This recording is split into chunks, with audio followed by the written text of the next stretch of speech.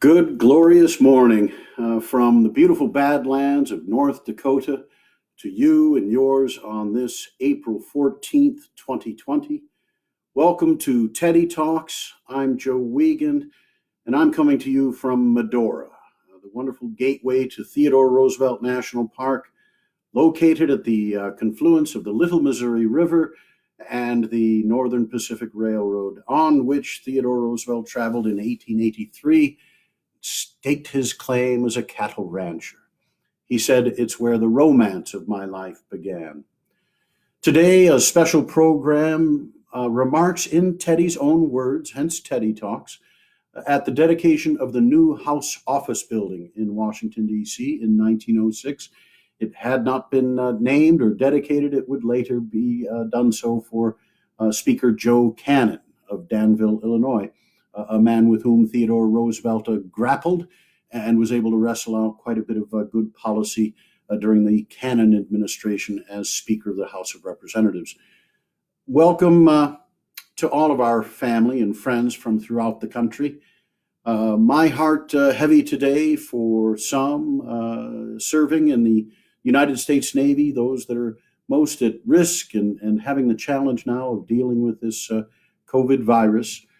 We lost in the last day or so one of the sailors aboard the USS Theodore Roosevelt. The Navy calls that nuclear aircraft carrier the Big Stick, and there are nearly 5,000 Navy and Marine Corps personnel that serve aboard her. The ship is now in Guam, as are many of the sailors are transported from the ship to a hospital and otherwise located on the island of Guam. The sailor who died has not yet been identified. 584 other personnel aboard that ship have been diagnosed with the virus.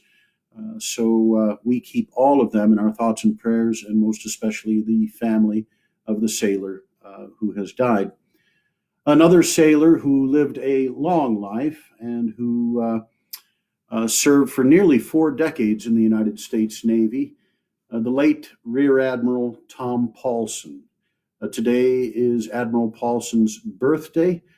Had he been with us, we would have been celebrating his 84th birthday, this April 14th. Rear Admiral Paulson was born in Watford City, North Dakota, and would graduate from the United States Naval Academy in 1916, receiving his commission for the submarine service.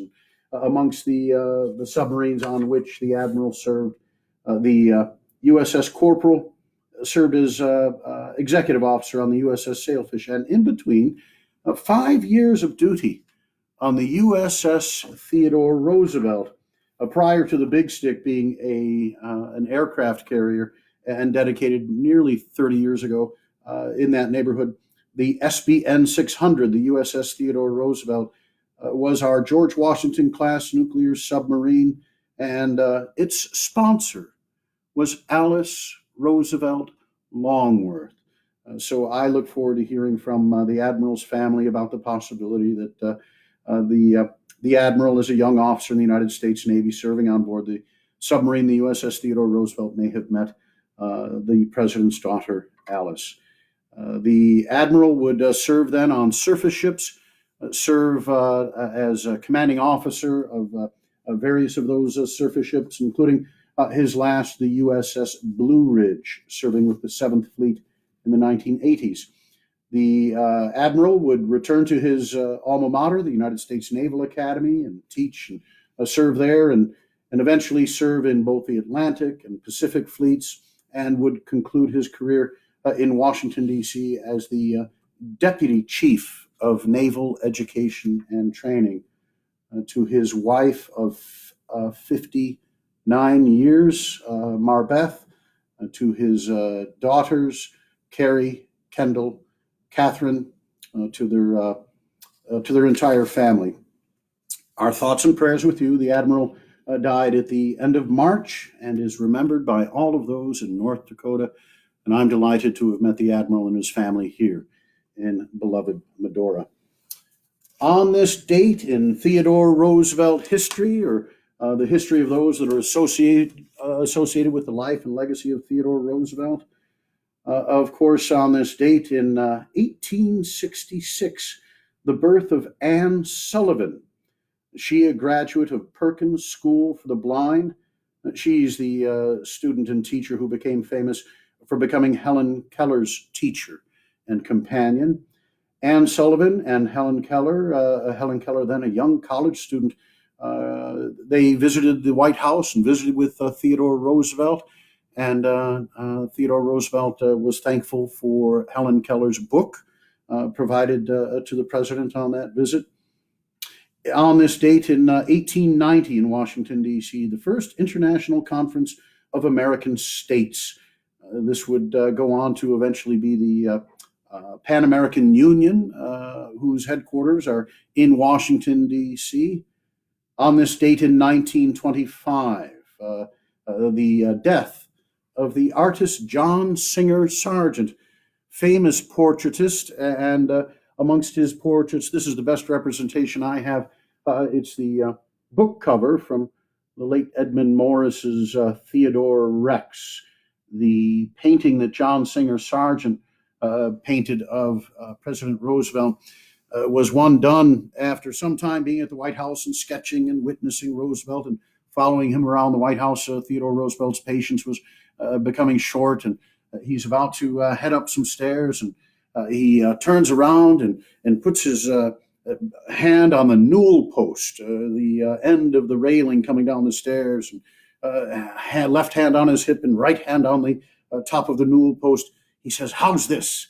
And this sort of squinting eagle claw on the newel post is a famous image of Theodore Roosevelt, and that painted by the artist John Singer Sargent. And John Singer Sargent also did President Wilson's official White House portrait. And finally, on this date in history, she born in 1907, but the death occurred on this date in 1964. I didn't realize that the biologist and author Rachel Carson, the author of Silent Spring, died on this date in 1964.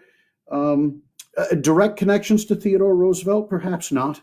But part of what has fascinated me about the character of Theodore Roosevelt, the impression and impact he made on American society, if you lived during his time, but even if you were born in the aughts or the teens, Theodore Roosevelt dying in 1919, early in that year, perhaps the memories of his policies and of the elections is remote. But the legacy of what he did to the country, I think, was not remote. If you were born in the aughts, the teens, if your childhood was in the time of Theodore Roosevelt, and this great big child was your president, and the life that he lived for the decade after his presidency was so well covered in the stories told, and again, back out on the campaign trail and touring the country during the war, I think Theodore Roosevelt still resonated within you, and I'll look forward to reading more about Rachel Carson and seeing if she had anything to write about Theodore Roosevelt and the early efforts in the cause of conservation. Before I read today's remarks from April 14th, 1906 in Washington, D.C., a look ahead to some of the future programs, those of you who love history and its dates obviously know that by skipping over April 14th on this date, two significant occurrences that I am promising to address them tomorrow on April 15th.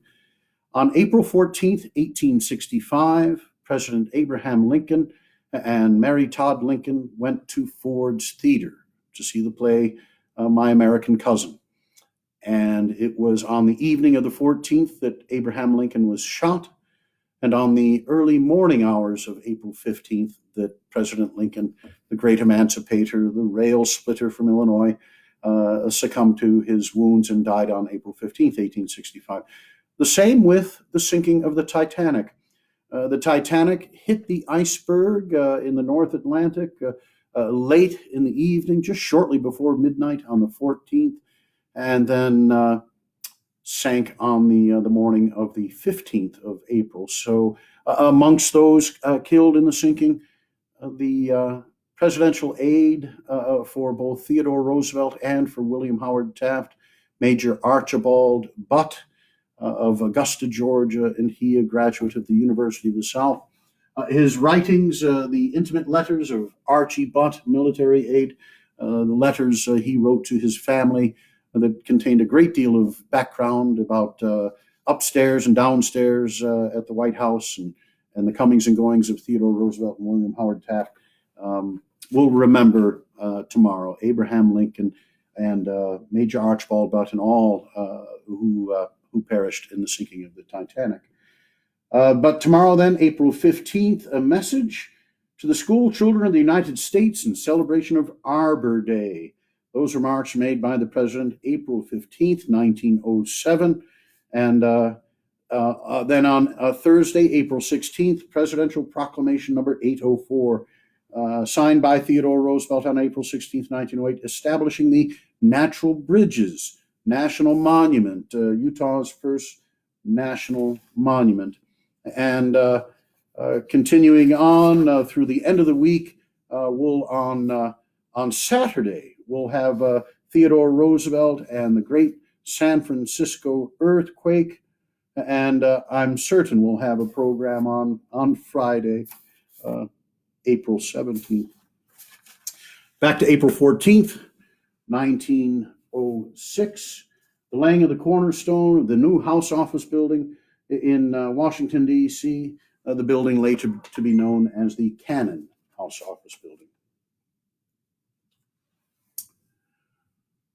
Over a century ago, Washington laid the cornerstone of the Capitol in what was then little more than a tract of wooded wilderness here beside the Potomac.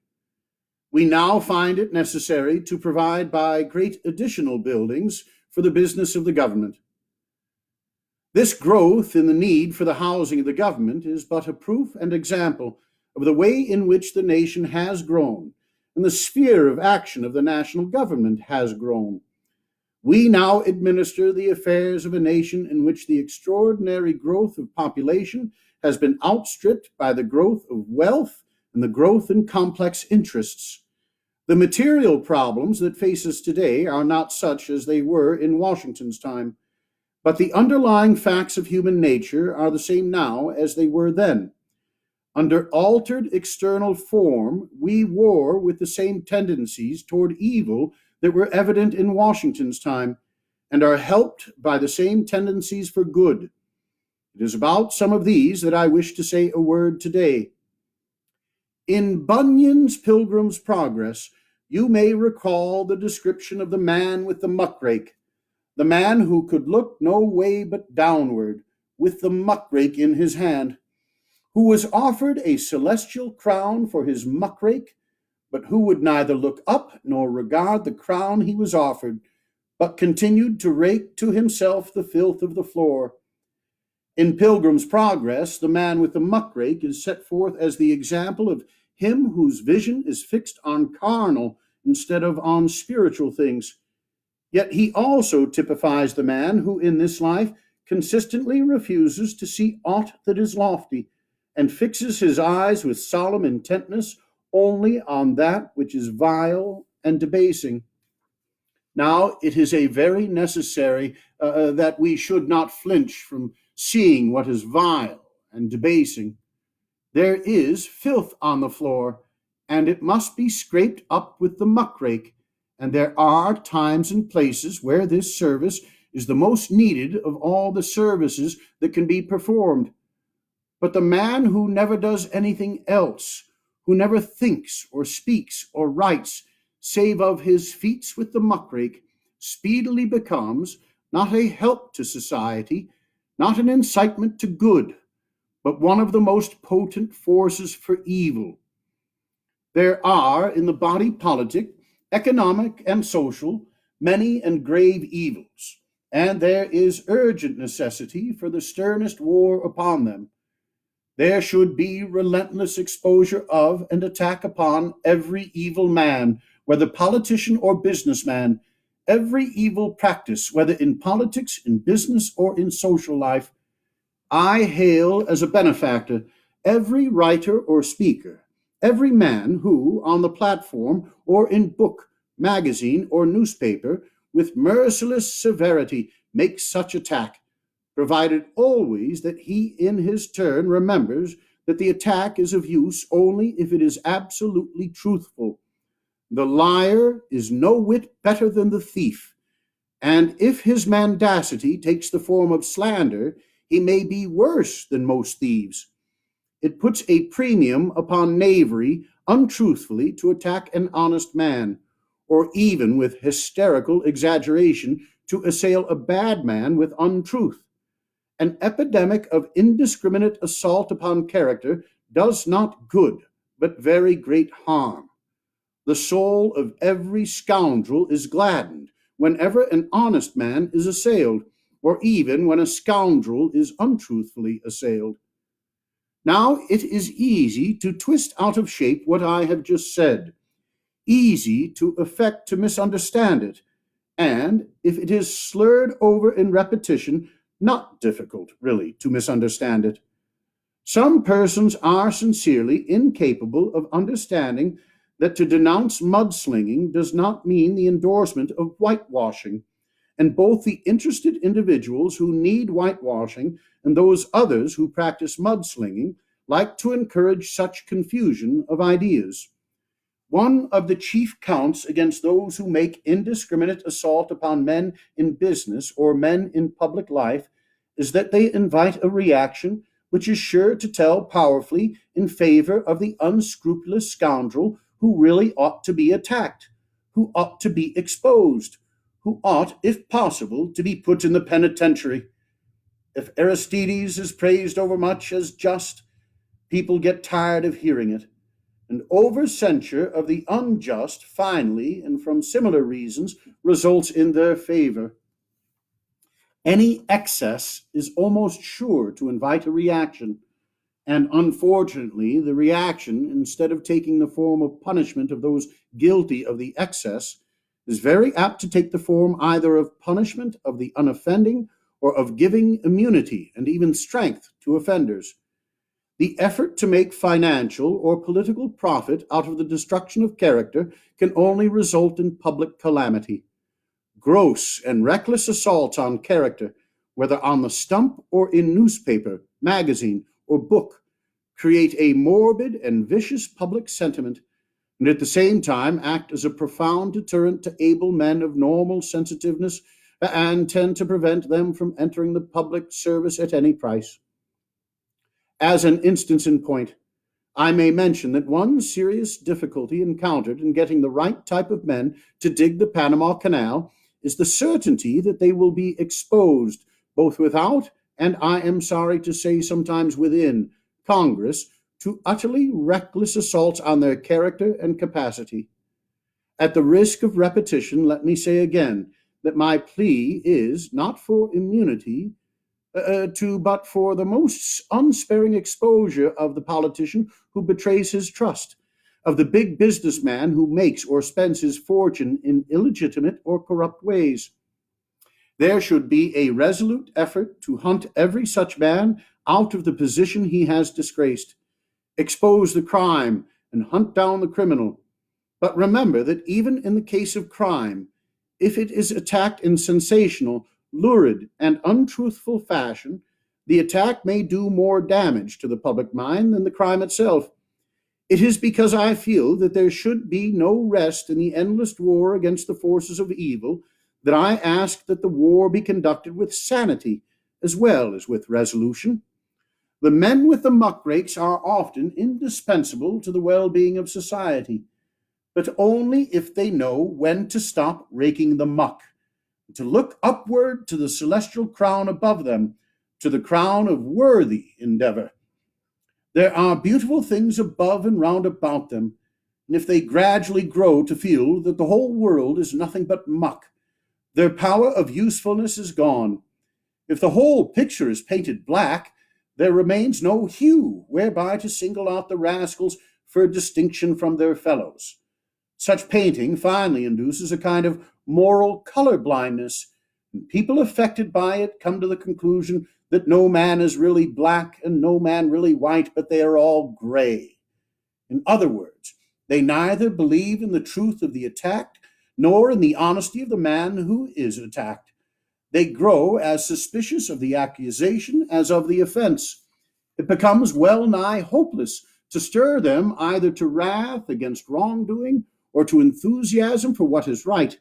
And such a mental attitude in the public gives hope to every knave and is the despair of honest men.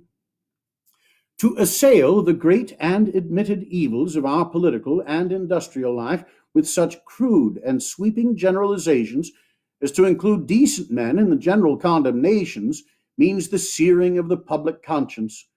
There results a general attitude either of cynical belief in and indifference to public corruption, or else of a distrustful inability to discriminate between the good and the bad.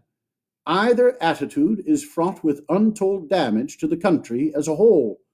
The fool who has not sense to discriminate between what is good and what is bad is well nigh as dangerous as the man who does discriminate and yet chooses the bad.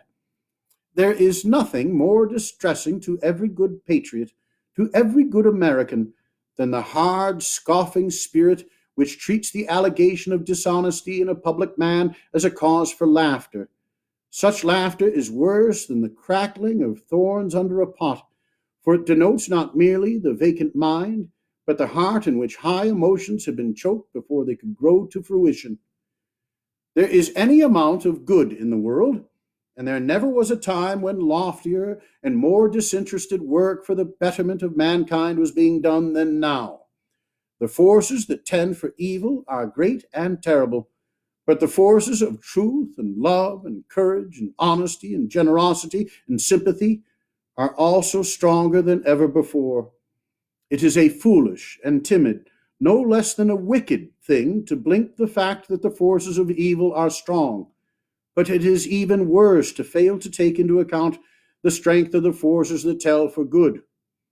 Hysterical sensationalism is the very poorest weapon wherewith to fight for lasting righteousness. The men who with stern sobriety and truth assail the many evils of our time, whether in the public press or in magazines or in books, are the leaders and allies of all engaged in the work for social and political betterment. But if they give good reason for distrust of what they say, if they chill the ardor of those who demand truth as a primary virtue, they thereby betray the good cause and play into the hands of the very men against whom they are nominally at war. In his Ecclesiastical Polity, that fine old Elizabethan divine, Bishop Hooker, wrote, "He that goeth about to persuade a multitude that they are not so well governed as they ought to be, shall never want attentive and favorable hearers, because they know the manifold defects whereunto every kind of regimen is subject, but the secret lets and difficulties which in public proceedings are innumerable and inevitable, they have not ordinarily the judgment to consider." Unquote. This truth should be kept constantly in mind by every free people desiring to preserve the sanity and poise indispensable to the permanent success of self-government. Yet, on the other hand, it is vital not to permit this spirit of sanity and self-command to degenerate into mere mental stagnation. Bad though a state of hysterical excitement is, and evil though the results are which come from the violent oscillations such excitement invariably produces, yet a sodden acquiescence in evil is even worse. At this moment we are passing through a period of great unrest, social, political, and industrial unrest. It is of the utmost importance for our future that this should prove to be not the unrest of mere rebelliousness against life, of mere dissatisfaction with the inevitable inequality of conditions, but the unrest of a resolute and eager ambition to secure the betterment of the individual and the nation. So far as this movement of agitation throughout the country takes the form of a fierce discontent with evil, of a determination to punish the authors of evil, whether in industry or politics, the feeling is to be heartily welcomed as a sign of healthy life. If, on the other hand, it turns into a mere crusade of appetite against appetite, of a contest between the brutal greed of the have-nots and the brutal greed of the haves, then it has no significance for good, but only for evil. If it seeks to establish a line of cleavage, not along the line which divides good men from bad, but along that other line, running at right angles thereto, which divides those who are well off from those who are less well off, then it will be fraught with immeasurable harm to the body politic. We can no more and no less afford to condone evil in the man of capital than evil in the man of no capital. The wealthy man who exults because there is a failure of justice in the effort to bring some trust magnate to an account for his misdeeds is as bad as, and no worse than, the so-called labor leader who clamorously strives to excite a foul class feeling on behalf of some other labor leader who is implicated in murder. One attitude is as bad as the other, and no worse. In each case, the accused is entitled to exact justice, and in neither case is there need of action by others which can be construed into an expression of sympathy for crime. It is a prime necessity that if the present unrest is to result in permanent good, the emotion shall be translated into action, and that action shall be marked by honesty, sanity, and self-restraint. There is mighty little good in a mere spasm of reform. The reform that counts is that which comes through steady, continuous growth. Violent emotionalism leads to exhaustion. It is important to this people to grapple with the problems connected with the amassing of enormous fortunes and the use of those fortunes, both corporate and individual, in business. We should discriminate in the sharpest way between fortunes well won and fortunes ill won, between those gained as an incident to performing great services to the community as a whole, and those gained in evil fashion by keeping just within the limits of mere law honesty. Of course, no amount of charity in spending such fortunes in any way compensates for misconduct in making them. As a matter of personal conviction, without pretending to discuss the details or formulate the system, I feel that we shall ultimately have to consider the adoption of some such scheme as that of a progressive tax on all fortunes beyond a certain amount, either given in life, devised, or bequeathed upon death to any individual, a tax so framed as to put it out of the power of the owner of one of these enormous fortunes to hand on more than a certain amount to any one individual. The tax, of course, to be imposed by the national and not the state government. Such taxation should, of course, be aimed merely at the inheritance or transmission in their entirety of those fortunes swollen beyond all healthy limits. Again, the national government must, in some form, exercise supervision over corporations engaged in interstate business. And all large corporations are engaged in interstate business, whether by license or otherwise, so as to permit us to deal with the far-reaching evils of overcapitalization. This year, we are making a beginning in the direction of serious effort to settle some of these economic problems by the railway rate legislation. Such legislation, if so framed, as I am sure it will be, as to secure definite and tangible results, will amount to something of itself. It will amount to a great deal more insofar as it is taken as a first step in the direction of a policy of superintendence and control over corporate wealth engaged in interstate commerce. This superintendence and control not to be exercised in a spirit of malevolence toward the men who have created the wealth, but with the firm purpose both to do justice to them and to see that they in their turn do justice to the public at large. The first requisite in the public servants who are to deal in this shape with corporations, whether as legislators or as executives, is honesty. This honesty can be no respecter of persons. There can be no such thing as unilateral honesty. The danger is not really from corrupt corporations. It springs from the corruption itself, whether exercised for or against corporations. The eighth commandment reads, "Thou shalt not steal." It does not read, "Thou shalt not steal from the rich man." It does not read, "Thou shalt not steal from the poor man." It reads simply and plainly, "Thou shalt not steal." No good whatever will come from that warped and mock morality which denounces the misdeeds of men of wealth and forgets the misdeeds practiced at their expense, which denounces bribery but blinds itself to blackmail, which foams with rage if a corporation secures favors by improper methods, and merely leers with hideous mirth if the corporation is itself wronged. The only public servant who can be trusted honestly to protect the rights of the public against the misdeed of a corporation is that public man who will just as surely protect the corporation itself from wrongful aggression. If a public man is willing to yield to popular clamor and do wrong to the men of wealth or to rich corporations, it may be set down as certain that if the opportunity comes, he will secretly and furtively do wrong to the public in the interest of a corporation. But in addition to honesty, we need sanity. No honesty will make a public man useful if that man is timid or foolish, if he is a hot-headed zealot or an impracticable visionary. As we strive for reform, we find that it is not at all merely the case of a long uphill pole. On the contrary, there is almost as much of breeching work as of collar work. To depend only on traces means that there will soon be a runaway and an upset.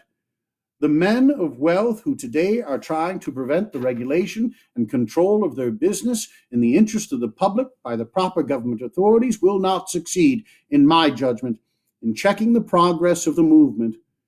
But if they did succeed, they would find that they had sown the wind and would surely reap the whirlwind, for they would ultimately provoke the violent excesses which accompany a reform coming by convulsion instead of by steady and natural growth.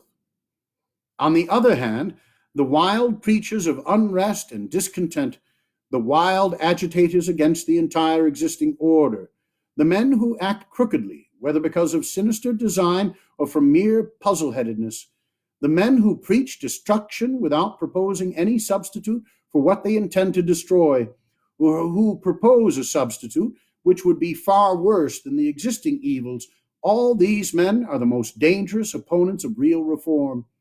If they get their way, they will lead the people into a deeper pit than into any into which they could fall under the present system. If they fail to get their way, they will still do incalculable harm by provoking the kind of reaction which, in its revolt against the senseless evil of their teaching, would enthrone more securely than ever the very evils which their misguided followers believe they are attacking. More important than aught else is the development of the broadest sympathy of man for man. The welfare of the wage worker, the welfare of the tiller of the soil, upon these depend the welfare of the entire country. Their good is not to be sought in pulling down others, but their good must be the prime object of all of our statesmanship. Materially, we must strive to secure a broader economic opportunity for all men, so that each shall have a better chance to show the stuff of which he is made. Spiritually and ethically, we must strive to bring about clean living and right thinking. We appreciate that the things of the body are important, but we appreciate also that the things of the soul are immeasurably more important. The foundation stone of national life is, and ever must be, the high individual character of the average citizen. A rather longer reading this morning. Thank you all for being here. That's the origin of Theodore Roosevelt's attack on the Muck Raking press. We can revisit that issue and others this week. Send your questions and comments to the comment section on Facebook.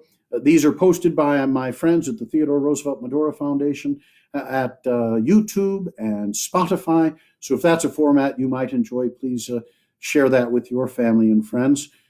And family and friends, we look forward to visiting with you here in Medora. The summer will come, and we're going to hike the Pancratz Trail up to Schaefer Point. Bring your children and grandchildren along. I'd love to show them the prairie dog town up at the top of Schaefer Point, and We'll go for a trail ride. We'll enjoy Point to Point Park, and we're going to have a great bully summer here in Medora. Gateway to Theodore Roosevelt National Park, destination for you and your family this summer and through the fall.